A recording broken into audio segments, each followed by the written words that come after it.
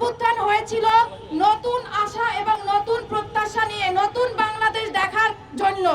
জুলাই গণ অভ্যুত্থান কি এজন্যই তৈরি হয়েছিল যে পুরনো সেই নিয়মগুলো একই রকমের রয়ে যাবে? তাহলে বলবো সেই সরকার আর এই সরকারের মধ্যে পার্থক্য কোথায়? শেখ হাসিনা সরকারের সাথে তাদের পার্থক্য যদি তারা সৃষ্টি করতে না পারে, তাহলে তারাও শেখ হাসিনার মতোই তারাও একদিন ধ্বংস হবে, এটাই বাধ্য হবে। ছোটবেলা থেকে বড় হয়েছি এই ধর্ষণের চিৎকার শুনতে শুনতে।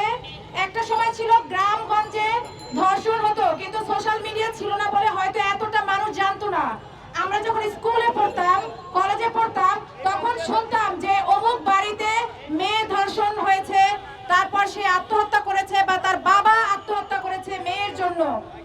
আজকে এই একবিংশ শতাব্দীতে দাঁড়িয়ে, সোশ্যাল মিডিয়ার যুগে দাঁড়িয়ে হয়তোবা আমাদের খবরগুলো মুহূর্তের মধ্যে ছড়িয়ে যায়, কিন্তু সে বিচারহীনতা এখনো রয়ে গেছে। এখন পর্যন্ত সঠিক কোনো বিচার হচ্ছে না। আওয়ামী লীগ সরকারের আমলে যতগুলো ধর্ষণ হয়েছে একটা বিচারও হয় নাই, তার আগের সরকারের আমলেও হয় নাই, এখনকার সরকারের আমলে হচ্ছে না। তাহলে তারা কি প্রমোট করতেছে? এই ধর্ষণকে কি তারা প্রমোট করতেছে? আমরা জানতে চাই আমজনতা দলের পক্ষ থেকে যে তারা কি ধর্ষণকে একটা নিয়মে পরিণত করতে চাচ্ছে কিনা। আরেকটি কথা হচ্ছে যে এই যে ধর্ষকরা, একটা বিচার, শুধু একটা এক্সাম্পল কেন আজও তৈরি হলো না? একটা এক্সাম্পল যদি সৃষ্টি হতো যে একজন ধর্ষকের মৃত্যুদণ্ড হয়েছে, তাহলে কিন্তু চিরদিনের জন্য এই যে চর্চাটা, এই হীনমান্য কাজটা বন্ধ হয়ে যেত। কিন্তু একটা এক্সাম্পল সৃষ্টি করতে পারে না কোন সরকার। কারণটা কি আমরা জানতে চাই। জুলাই গণ অভ্যুত্থান হয়েছিল নতুন আশা এবং নতুন প্রত্যাশা নিয়ে, নতুন বাংলাদেশ দেখার জন্য। জুলাই গণ অভ্যুত্থান কি এজন্যই তৈরি হয়েছিল যে পুরনো সেই নিয়মগুলো একই রকমের রয়ে যাবে? তাহলে বলবো সেই সরকার আর এই সরকারের মধ্যে পার্থক্য কোথায়? তারা কি পার্থক্য দেখাতে পেরেছে যার জন্য আমরা তাদেরকে ক্ষমতায় বসিয়েছি? জুলাই গণ অভ্যুত্থান কি এই জন্য হয়েছিল? এটা জানতে চাই।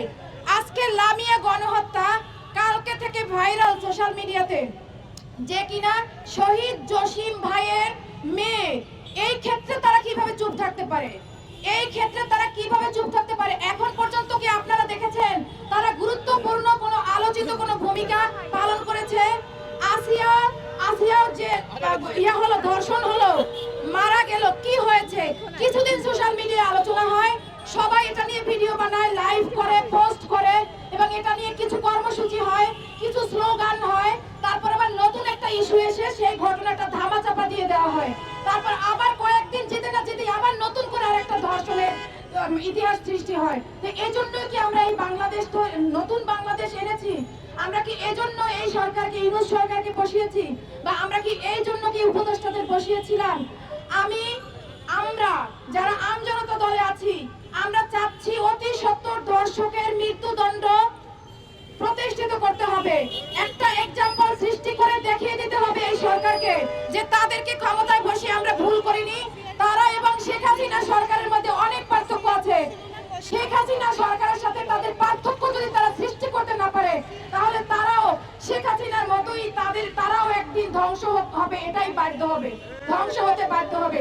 কারণ বাংলাদেশের জনগণ, আপামার জনগণ, সাধারণ জনগণ সব সময় অন্যায়ের বিরুদ্ধে কথা বলে, এবং সাধারণ জনগণ এখন অনেক সচেতন হয়েছে, আগের চেয়ে অনেক বেশি সচেতন হয়েছে। এখন আর মুখ বুজে থাকার সেই দিন নাই। তাই সবাইকে বলবো, আপনারা যারা চুপ করে বসে থাকেন, কোনো কথা বলেন না, শুধু সোশ্যাল মিডিয়াটা একটু লাইক এন্ড কমেন্টের মাধ্যমে আপনার প্রতিবাদ জানান। আপনাদেরকে বলবো এই অন্যায়, অবিচার, এই অপরাধের বিরুদ্ধে সবাই দলে দলে রাস্তায় নেমে পড়েন।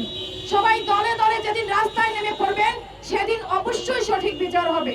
এবং অতি দ্রুত যদি এই সরকার সঠিক কোনো বিচার না দেয়, তাহলে আমরা অবশ্যই বৃহৎ কর্মসূচির ডাক দিব।